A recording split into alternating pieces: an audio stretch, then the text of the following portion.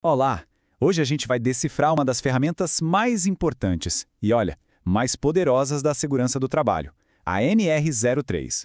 Sabe aquela pergunta, quando um risco é tão grande, mas tão grande, que o trabalho precisa parar imediatamente? É isso que a gente vai ver. Vamos mergulhar nesse mecanismo que, literalmente, salva vidas. Pois é, essa é a questão central. Imagina a cena, um canteiro de obras, uma linha de produção a todo vapor, como é que se toma a decisão de parar tudo? Não pode ser no achismo, né? Precisa ser uma decisão técnica, muito rápida e, claro, justa. É exatamente para isso que a NR03 existe, para dar um método, um caminho claro para essa decisão. E tudo, absolutamente tudo, começa com esse conceito aqui. Pensem nele como se fosse o botão de emergência, sabe?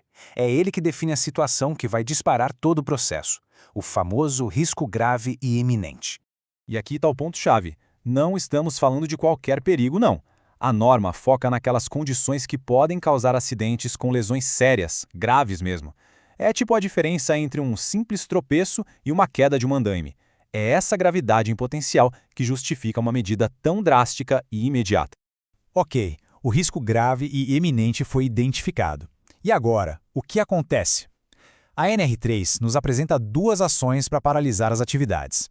Elas até parecem a mesma coisa, mas os alvos são bem diferentes.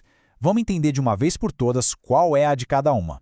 Na verdade, é bem simples de entender. Se o problema está em uma construção, tipo no esqueleto de um prédio, a ferramenta usada é o embargo da obra. Agora, para todo o resto, uma máquina que está com defeito, um setor inteiro com vazamento químico, até uma loja, aí a ferramenta é a interdição.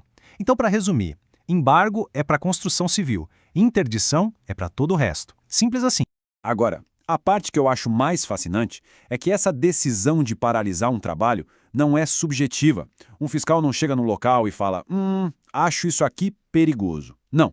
Existe uma metodologia, uma verdadeira anatomia do risco, que divide a análise em duas partes. Primeiro, o quão ruim pode ser o estrago. E segundo, qual é a chance real disso acontecer. O primeiro passo, então, é olhar para o pior cenário possível. Se o acidente acontecer, qual vai ser a consequência?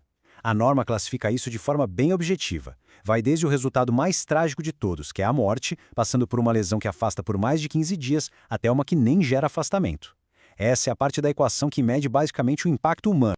O segundo passo é medir a chance disso acontecer. E a probabilidade, veja só, está ligada diretamente à qualidade da prevenção. Se a empresa não tem nenhuma medida de segurança, a chance é provável.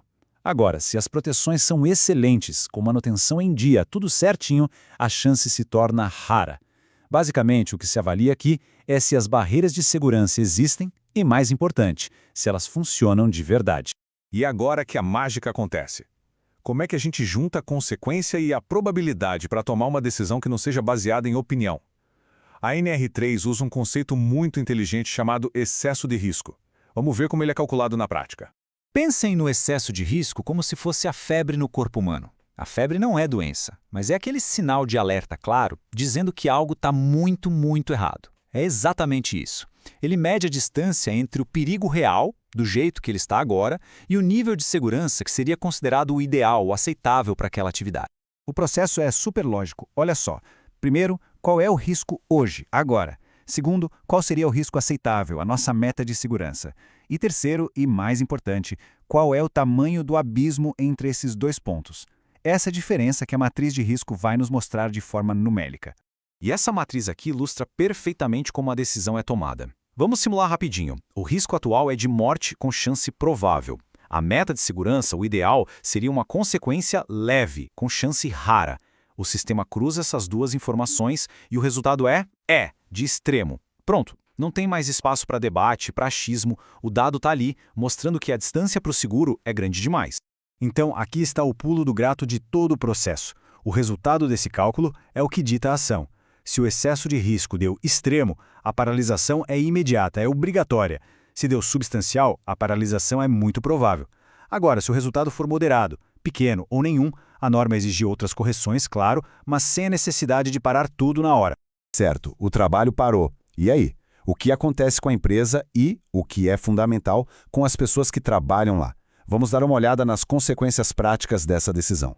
É muito importante entender isso aqui. O objetivo é sempre proteger, nunca punir a empresa. Tanto é que os trabalhos para consertar o problema são permitidos, claro.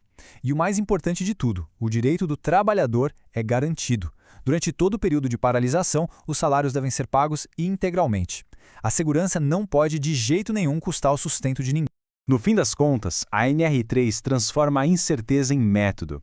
Ela oferece um caminho claro, técnico, baseado em dados, para tomar uma das decisões mais difíceis no ambiente de trabalho. É a prova de que um bom procedimento é uma das ferramentas mais eficientes que existem para proteger o que realmente mais importa, a vida das pessoas. Próximo passo: se você gostou deste conteúdo, não se esqueça de comentar o que achou, deixar seu like e compartilhar com os amigos.